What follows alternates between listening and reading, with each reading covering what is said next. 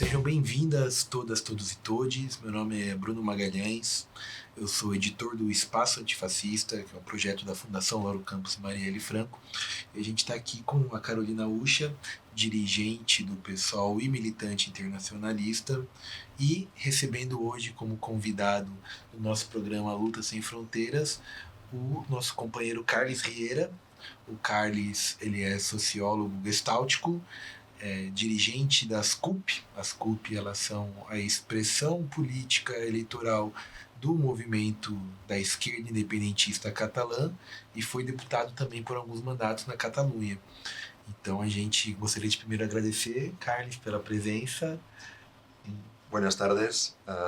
En primer lugar, muchas gracias a la Fundación Lauro Campos y Marielle Franco y al PSOL por su invitación para compartir este encuentro y este diálogo que creo que va a ser bien interesante y bien fructífero para conocernos mejor y tal vez también para encaminar futuras cooperaciones y futuros intercambios.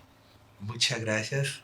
Bien, y para empezar, me gustaría hacer la primera pregunta a Carles.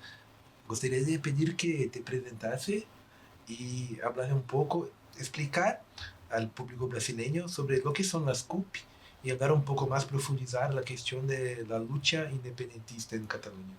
Perfecto, voy a intentar lo más brevemente posible.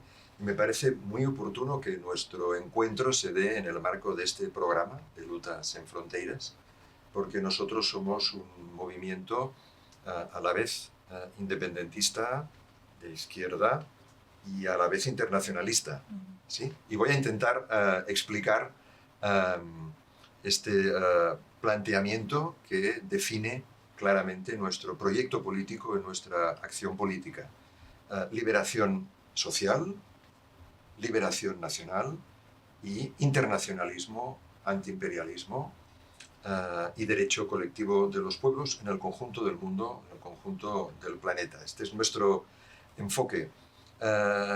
Hay una prehistoria de nuestro movimiento a finales de los años 60, en el contexto de las luchas anticoloniales, de los procesos de liberación nacional, en que surge el origen de nuestro movimiento actual como ya movimiento de liberación social y nacional, como movimiento socialista de liberación nacional, y después de tiempos de lucha contra el franquismo, contra la dictadura, entramos en una nueva fase de lucha política en que ya nuestro movimiento, tal como lo conocemos hoy, comienza a surgir y a formarse a principios de los años 90 como izquierda independentista, que es un movimiento amplio, plural, extenso, que incorpora distintas organizaciones, movimientos, colectivos, sindicatos, partidos políticos que tienen en común la lucha por la liberación nacional y social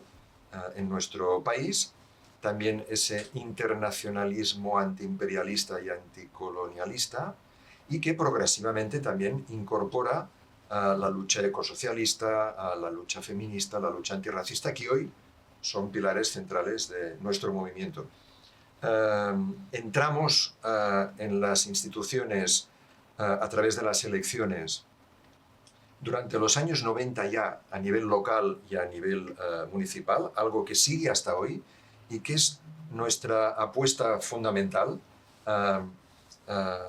la articulación de la lucha social, de la lucha política y de la lucha institucional en el terreno municipal, en el terreno local, donde podemos mejor articular la intervención institucional con la autoorganización popular y nuestra articulación también con los movimientos sociales a escala del territorio. Y es más tarde, a partir de 2012, que entramos en el Parlamento, en la lucha parlamentaria, también hasta hoy, para disputar también ese espacio y convertirlo en un espacio de lucha al servicio no solo de nuestro programa y de nuestra estrategia como izquierda independentista, sino también al servicio de las luchas sindicales, de las luchas de los trabajadores y trabajadoras y de las luchas de los movimientos sociales emancipatorios que pueden encontrar en nosotros un instrumento para intervenir en las instituciones parlamentarias. Sí, gracias. Y bueno, nosotros de Brasil, desde el 7 de octubre de 2023, hemos empezado a hablar mucho más de la lucha de los pueblos sin Estado por la cuestión de Palestina, ¿no? Y bueno, creo que aún estamos muy lejos de hacer con que la gente, el pueblo, sepa lo que está pasando, pero creemos que estamos avanzando en eso por Palestina. Pero a nosotros nos parece que la cuestión de Cataluña y la cuestión del Kurdistán aún sigue siendo algo muy, muy lejos de la realidad, aún está muy lejos de la realidad del pueblo. Entonces, nosotros sabemos que no solamente eres un luchador del país, de Cataluña, pero también estás acompañando la cuestión de Kurdistán, de Rojava. Si puedes hablar un poquito sobre, no solamente sobre la independencia de Cataluña, pero también de los pueblos kurdos, porque creo que es importante que los brasileños también empiecen a salir a las calles y a hablar sobre esta cuestión, no solamente por izquierda, porque por defender la autodeterminación de los pueblos, ¿no? Claro. Para llegar ahí, muy brevemente, muy sintéticamente, ir de lo local o de lo nacional a lo global, a lo internacional. ¿Por qué izquierda independentista desde nuestras raíces? Bueno, nosotros nos inscribimos en la corriente de la memoria republicana, de la memoria de los años 30, que luchó por una república contra el fascismo, no solo en nuestro país, sino también a nivel internacional, y que desde entonces esto es algo fundamental, esta memoria republicana que ya en ese momento incluía el debate sobre la cuestión nacional en el Estado español y el debate sobre la cuestión de la autodeterminación de los pueblos que siempre han estado bajo el Estado español y que aspiran legítimamente a su autodeterminación. Nos inscribimos en esa memoria republicana de izquierdas y de autodeterminación de nuestro pueblo, en línea de continuidad de lo que ya fue nuestra lucha en los años 30. En estos encuentros de estos días aquí en São Paulo con la izquierda brasileña, con ustedes, nos gusta recordar el referente del POUM, de Andreu Nin de Maurín, que creo que es un terreno ideológico político para nosotros absolutamente vigente hoy en el terreno revolucionario, tanto a nivel nacional como internacional, y creo que define un campo común a nivel cultural, ideológico y político entre ustedes y nosotros, ¿no? Nosotros enfrentamos desde entonces lo que llamamos el régimen del 78, cuando termina el franquismo y se abre la nueva etapa, la Constitución, ¿sí? El régimen del 78, que hay que tener en cuenta que no rompe con el franquismo. No hay una ruptura con el franquismo, sino una reforma, una transición, ¿sí? Lo que se llama la transición democrática, que no juzga al franquismo, no rompe el franquismo. Eso permite que el franquismo continúe culturalmente, socialmente, políticamente, económicamente, policialmente, militarmente, eclesiásticamente, judicialmente incrustado en el Estado y en sus estructuras de poder, ¿no? Nosotros enfrentamos el régimen del 78 y enfrentamos ese conglomerado de poder político, financiero, judicial, eclesial, militar, político, mediático, que se formó en el 78, ¿sí? Sin romper con el franquismo y que continúa utilizando el Estado de forma extractivista a nivel económico, a nivel político, para reproducirse como sistema de poder dentro del Estado. Nosotros ahí planteamos la necesidad de romper con ese Estado, la ruptura con el Estado, con ese Estado del 78, a través de la autodeterminación, de la independencia de los países catalanes, como un instrumento que abre la puerta a, rompiendo con el sistema de poder del Estado español, dinamizar las otras luchas que para nosotros son igualmente estratégicas. Hoy, la lucha de clases, la lucha por la clase trabajadora, por las clases populares, la lucha ecosocialista frente al sistema extractivo de desarrollo que impone el Estado español, la Unión Europea, etcétera, el capitalismo global, la defensa del feminismo, del antirracismo. Ahí, para nosotros, por eso es inseparable lo uno de lo otro y a la vez en un marco político y cultural y de acción política internacionalista y antiimperialista, porque nosotros formamos parte de una causa más general de la lucha general frente al capitalismo, frente al imperialismo y frente al colonialismo. Este es nuestro marco y ahí está, en disputa en la lógica izquierda-derecha y también en la lógica de disputa de una nación sin Estado que aspira a su autodeterminación frente a un Estado monárquico que viene del 78 y ese también es una lucha fundamental para nosotros. En esa doble dialéctica, izquierda-derecha y también nación sin Estado frente al Estado. Y hay que tener en cuenta también que el espacio independentista está en disputa. Nos enfrentamos a la derecha del Estado español, nos enfrentamos al Estado español monárquico y a sus pilares políticos, económicos, etc., pero también nos confrontamos con una derecha catalana que intenta promover la autonomía y el autogobierno como un instrumento para avanzar más rápido en el capitalismo global, ¿sí?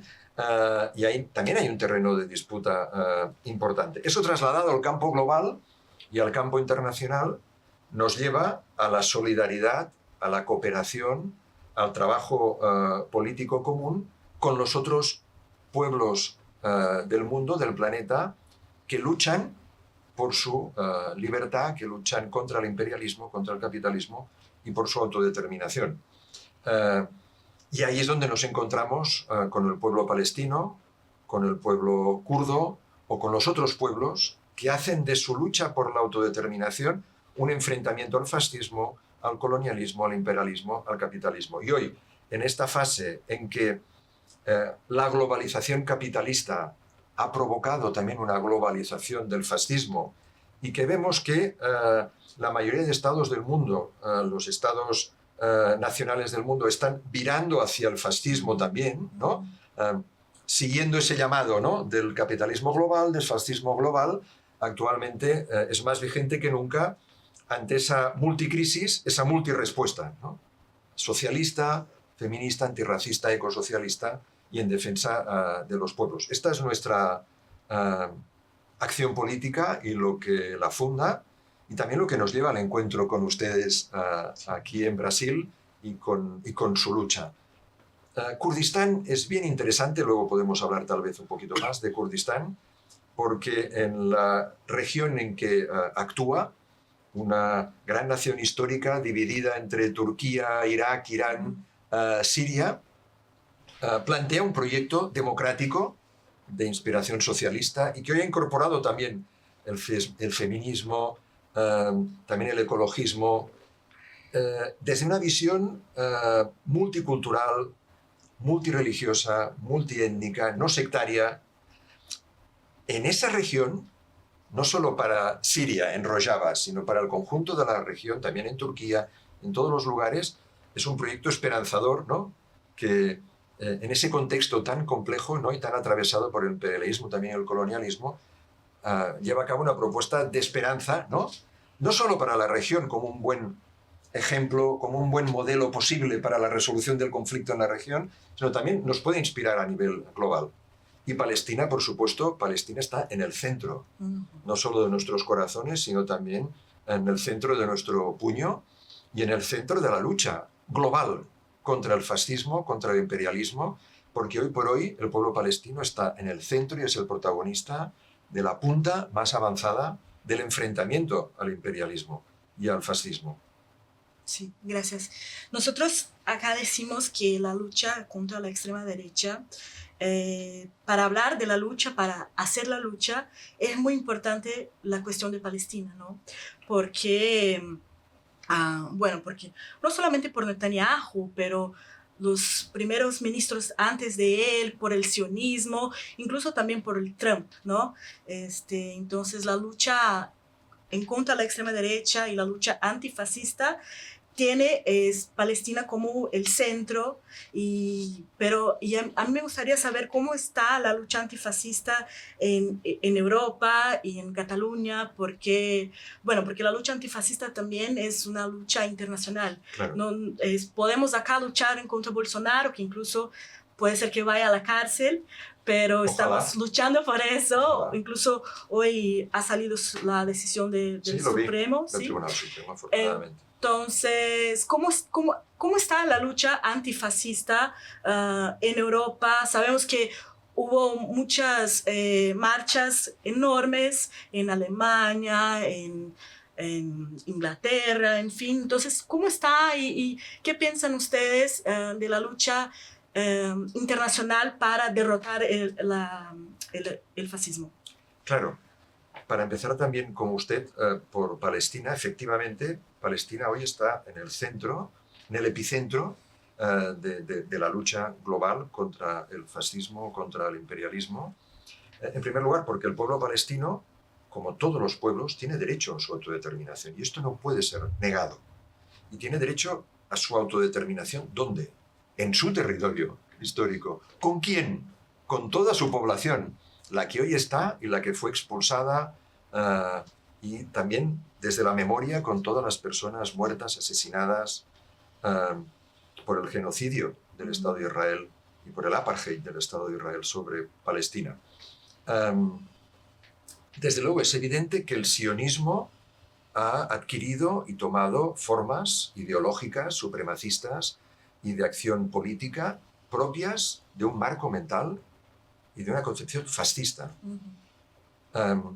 Y eso hay que tenerlo en cuenta. Nosotros, desde luego, reconocemos la tragedia del Holocausto, de la Shoah, por supuesto. Nunca más, en ningún lugar y contra nadie.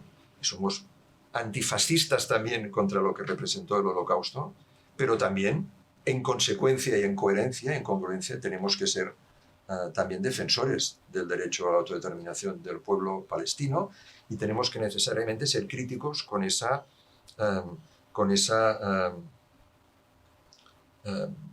praxis política fascista que ha tomado el sionismo, con esa actitud supremacista, colonial, de apartheid imperial y de genocidio, ¿no? Y esto hay que denunciarlo.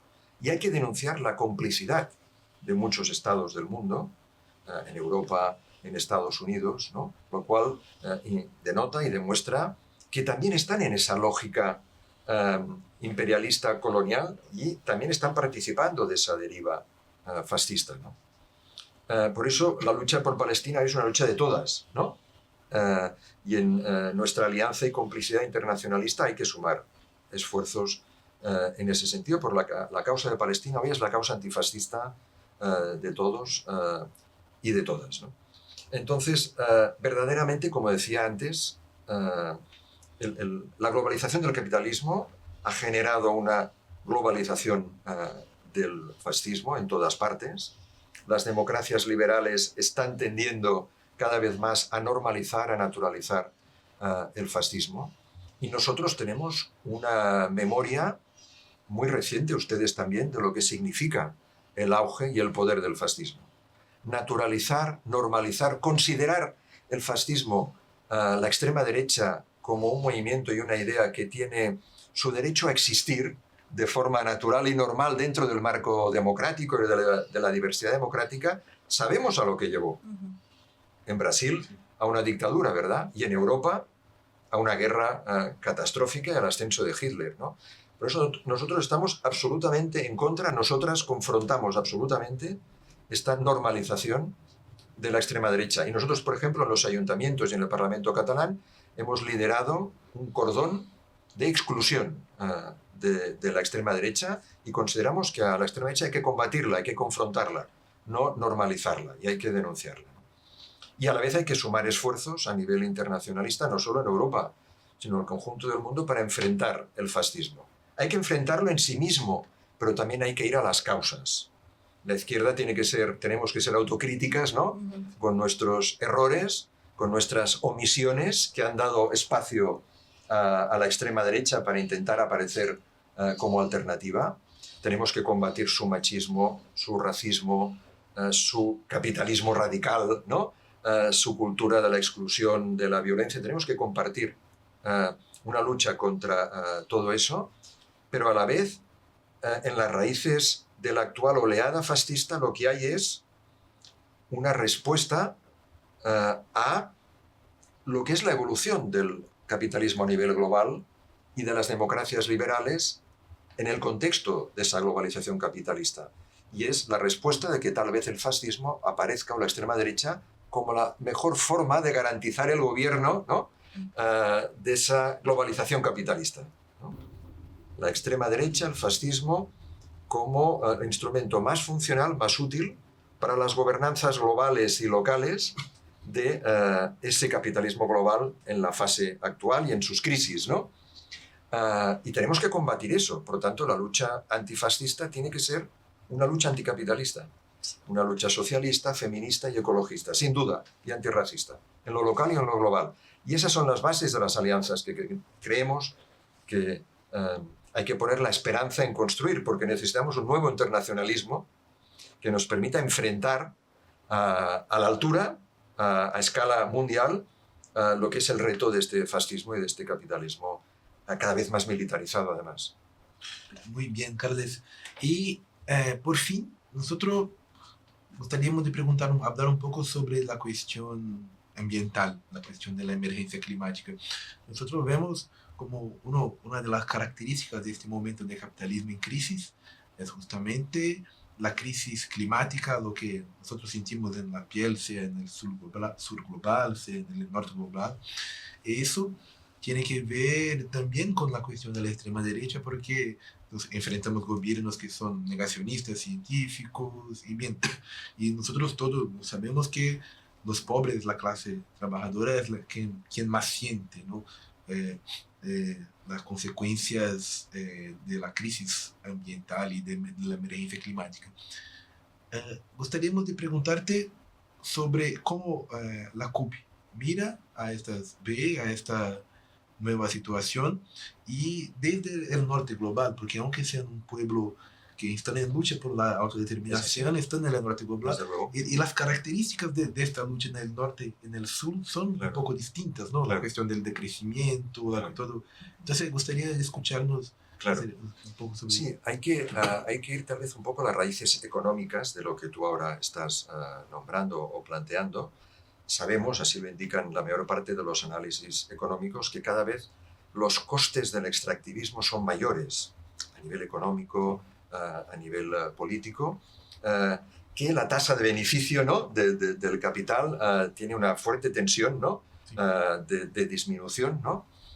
Y todo esto en un contexto, como decíamos, de globalización capitalista, explica cada vez una mayor pulsión para renovar el imperialismo, el colonialismo, para controlar territorios, extracciones, movimientos de mercancías y tener a la población en cada momento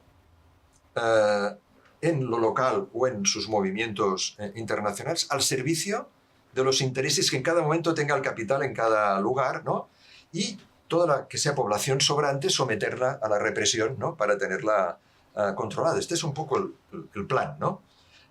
Seguramente. Y a la vez esto va acompañado de una cada vez mayor militarización para garantizar el éxito de este extractivismo y de este control de las fuentes de los recursos, de las vías de transmisión de estos recursos, del comercio global, etcétera, etcétera, ¿no? Seguramente esto es lo que explica, como decíamos, esta oleada fascista, que es la que mejor garantiza ese control militar, ¿no? Esa pugna entre bloques a nivel internacional por el control de los recursos y a la vez esta jerarquización y ese control de la sociedad y de la clase trabajadora y de los pueblos para tenerlos al servicio de este nuevo modelo económico fascista, militarista, de la globalización capitalista. Ahí está como la base, ¿no? Frente a esto, como decíamos, hay que construir un antagonista no solo local y nacional, sino también internacional, de planeta, global, que creo que tiene que ser portador de un nuevo humanismo, ¿no? De un nuevo proyecto de humanidad que sea definitivamente ecologista, ¿no? Y para ser ecologista frente al capitalismo hay que recuperar el socialismo, ¿no? Como marco de referencia a construir, ¿no? Y hoy, precisamente, también el feminismo y el antirracismo están profundamente vinculados, ¿verdad? Vinculadas a cómo se está construyendo esa nueva visión ecologista y ecosocialista, ¿no? Entonces, esto es algo fundamental, fundante, yo creo, ¿no? Como programa, como agenda a nivel global. Por tanto, tiene que formar parte de este nuevo internacionalismo. Pero a la vez, esto pasa, y es también una de las virtudes de esta lucha ecosocialista, por la pequeña lucha concreta cada día en cada lugar, frente a cada ataque extractivista, frente a cada macroproyecto que destruye territorios, que destruye naturaleza, que destruye vida, que destruye poblaciones. En cada lugar, en cada municipio, en cada territorio concreto, hay que luchar contra esta nueva fase del capitalismo extractivista, violenta, militarizada, represiva, ¿no? Porque la explotación, la extracción que se produce aquí por parte del capitalismo tiene que ver con los intereses globales y con la actuación extractivista y represora que se va a llevar a cabo a otro lugar.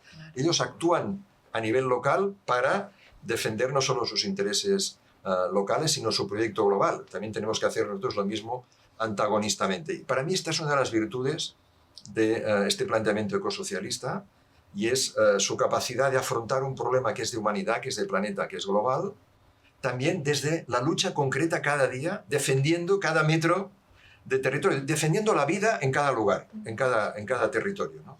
Con ese enfoque a la vez socialista, feminista, que infunde, yo creo, esperanza y potencia política y cultural y social este proyecto ecosocialista. Muy bien. El PSOL, nuestro partido, está muy involucrado en este año en la construcción de la COP30, ¿no? Que va a pasar en Belén, de la Cumbre de los Pueblos, de todo este proceso de lucha que creemos que puede ser muy significativo para hacer ese cambio, incluso esta unidad entre el local, las luchas locales y las cuestiones más generales, más amplias. Então, muito boa resposta. Então é isso, pessoal. Gostaria de agradecer primeiro ao Carles pela presença, foi muito rica, muito interessante toda essa conversa. Agradecer também a Carolina pelas perguntas, pela participação, e agradecer à Fundação Lauro Campos e Marielle Franco por disponibilizar o espaço, a equipe. E esse foi mais um Luta Sem Fronteiras. Vamos à luta!